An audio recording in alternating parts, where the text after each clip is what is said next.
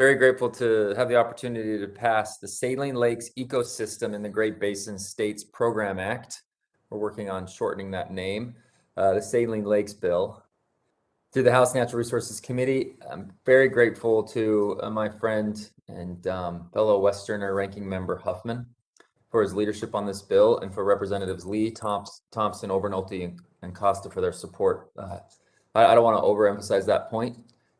When I go back, my state legislature is very, very excited about this. We have a whole group of people that are focused on this.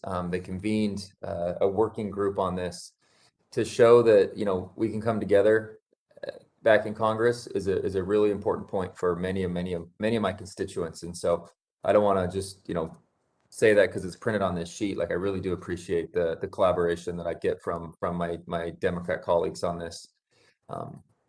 And particularly to the committee staff, whose work goes unnoticed, as we all know. Thank you so much for your involvement in the process. Those who live in the Great Basin region know that our saline lakes offer incredible environmental, ecological, and economic value. Terminal lakes like the Great Salt Lake are vital for migratory birds and the American white pelican, like the American white pelican, the cinnamon teal, or the western sandpiper.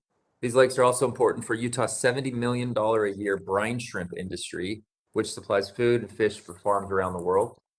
The list of this goes on, including extraction industry, our ski industry, our broader recreation industry, our water users, throughout all of the recreation that's in that whole entire region. The value of the Great Salt Lake and its neighboring regional saline lakes cannot be overstated.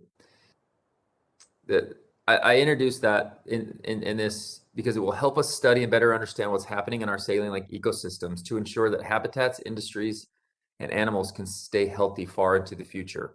It's no secret that environmental issues can often divide industries, community members, and us elected officials. Fortunately, this bill enjoys significant local support, including from Utah's Governor Cox to National Audubon Society, to Rio Tinto's Kennecott, to Nature Conservancy of Utah, to the Weber Basin Water Conservancy District, and on and on. The bill's efforts are also supported by the state legislature, like I mentioned. Mr. Chairman, I have letters of support from these stakeholders and more, and request unanimous consent to enter them into the record.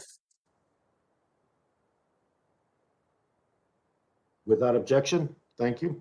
Okay, and thank you very much. Again, grateful for this opportunity and to work with you on this stuff that's so important to my district and others around the Western region. And I yield back.